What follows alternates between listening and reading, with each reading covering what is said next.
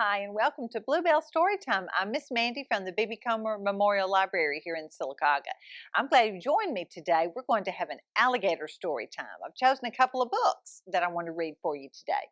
The first one is No Biting Louise, and I'd like to thank the author, Margie Palatini, and the illustrator, Matthew Reinhardt, and the publisher, Catherine Teagan Books, for allowing me to share this with you.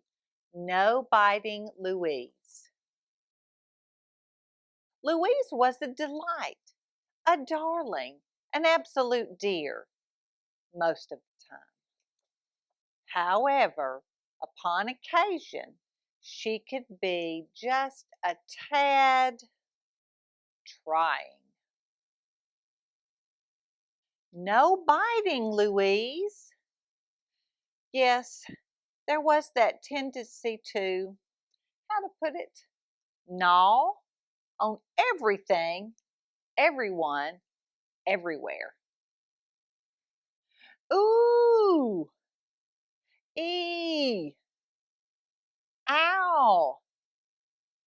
No biting, Louise. Louise promised Mother absolutely no more biting. Nope, never, ever. Louise fibbed. Ouch! Mother was not pleased with Louise. Louise was sorry. She was really, truly quite sorry. It was just that she was so proud of her new gleaming white baby choppers. Try as she might, and she tried. She truly tried.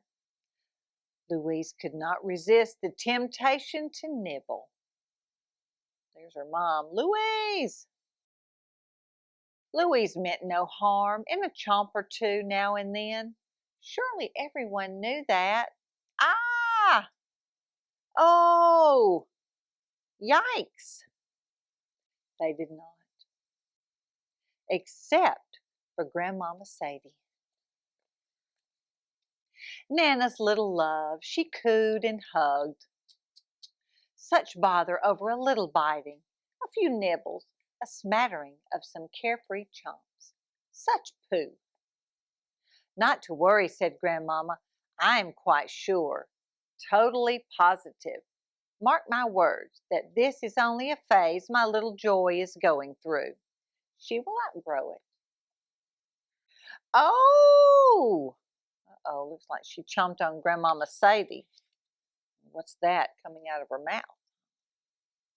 And hopefully soon. And she did.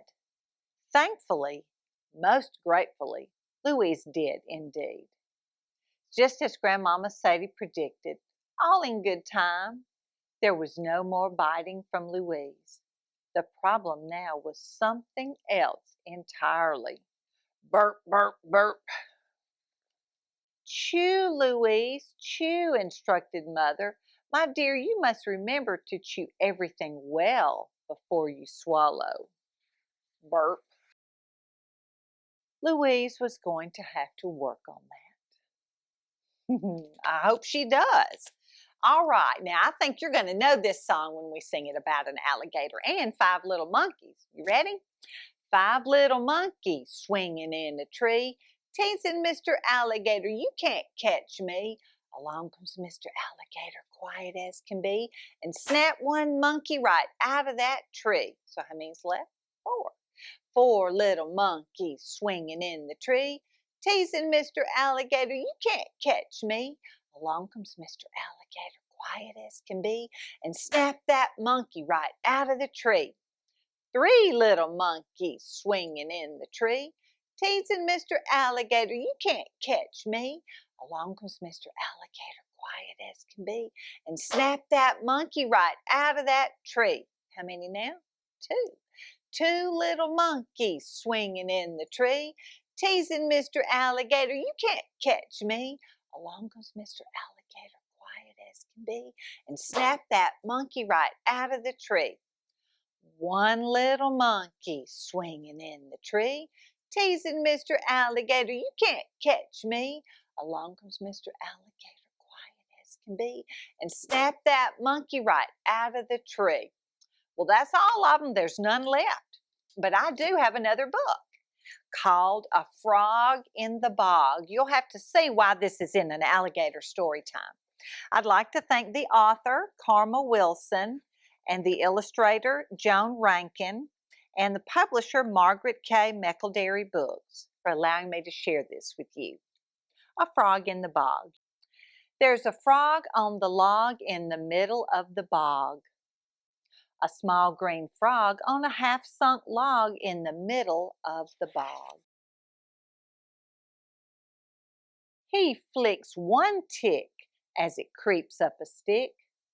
One tick in the belly of a small green frog on a half-sunk log in the middle of the bog. And the frog grows a little bit bigger. He sees two fleas as they leap through the reeds. One tick, two fleas in the belly of the frog on a half-sunk log in the middle of the bog. And the frog grows a little bit bigger. He spies three flies as they buzz through the skies. One tick, two fleas, three flies, oh my, in the belly of the frog on a half-sunk log in the middle of the bog. And the frog grows a little bit bigger. He glugs four slugs as they slink through the sludge.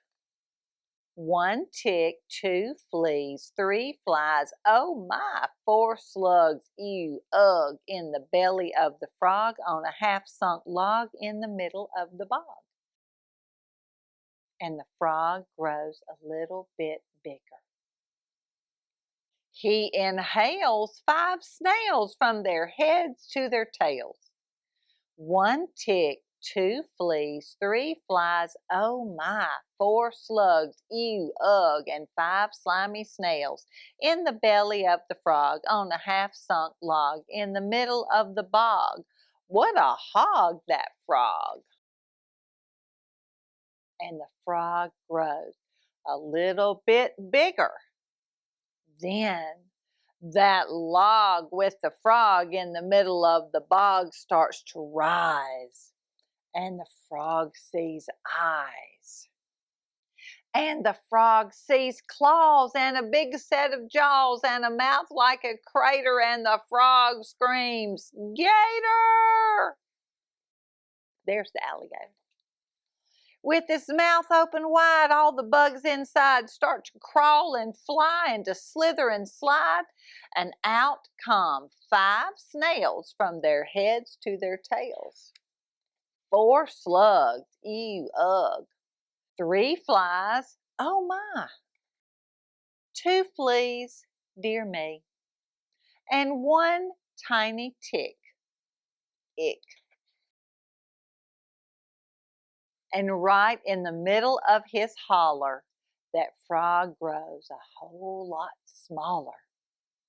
"See you later," says the gator as he romps through the swamp, 'cause the itty-bitty frog isn't big enough to chomp. Now, the bugs in the bog keep away from the frog, and the frog never sits on a half-sunk log. All right. I enjoyed those books about alligators, and I hope you did too. Thank you for joining me.